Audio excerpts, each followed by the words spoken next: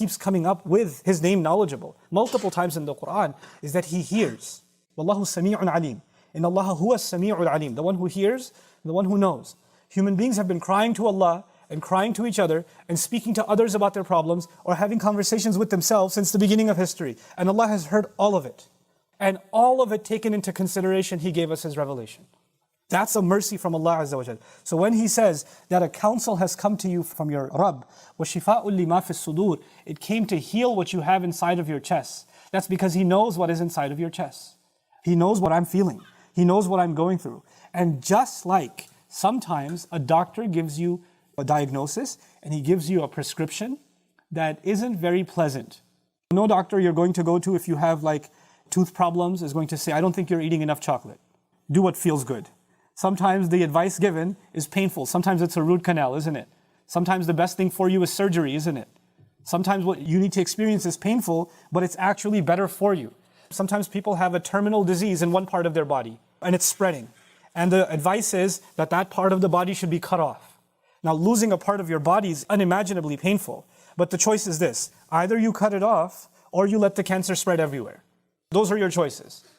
And so sometimes very painful advice is not meant to cause you pain, but actually to save you from destruction. عَسَىٰ أَن تُحِبُّوا شَيْئًا وَهُوَ شَرٌّ لَكُمْ. It could be that you love something, but it's no good for you. أَن تَكْرَهُوا شَيْئًا وَهُوَ خَيْرٌ لَكُمْ. It could be that you hate something, but it's actually better for you. Based on what is actually better for you and actually better for me, whether or not we can see it, based on Allah's knowledge, He gives us advice. He speaks to us. He teaches us. Allah says, وَاتَّقُوا اللَّهَ وَيُعَلِّمُكُمُ اللَّهُ. Have consciousness of Allah, and Allah is the one teaching you. Allah gave every human being the ability to tell the difference between right and wrong. It doesn't matter what religion you come from, what culture you come from, you know that lying is wrong. You know that cheating is wrong. You know that stealing is wrong. You know that hurting somebody else is wrong. You know that pushing the orphan is wrong. You know that oppressing somebody who can't help themselves is wrong. You know that degrading somebody is wrong. You know these things are wrong regardless of where you are in the world, what culture you come from, what society you come from. This is something Allah put on all human beings in their nature. Allah programmed that before we even came on this earth. So that's universal. But above and beyond that, there are some things that we could never have known are wrong or right.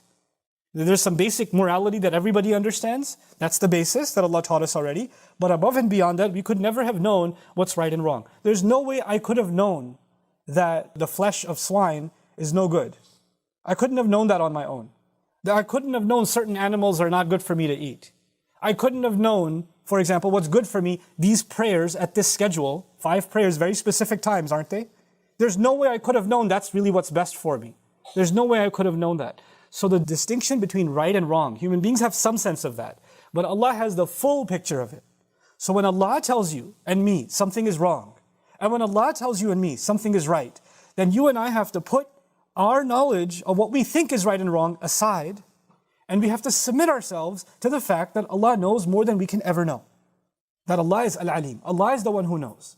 And Allah knows what is right is always going to be better for us. The reason we are hesitant to take Allah's advice sometimes is we think that if we follow what Allah is saying, it's going to cause pain.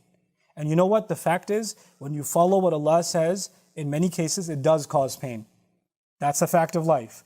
Following what Allah says does not lead to comfort, it can lead to difficulty. The best people who followed Allah's advice were prophets, and their lives were full of difficulty, yes or no? Right? So following what Allah says will lead to difficulty. But that difficulty is way better for you than any ease that comes if you don't follow it. That's the truth. The truth is, if you don't follow His words and find some easy way for yourself where you feel you're safer, you feel that's best for you, you can lie to yourself, you can tell yourself that's best for you, but the truth is you are heading yourself into destruction. And I'm heading myself into destruction.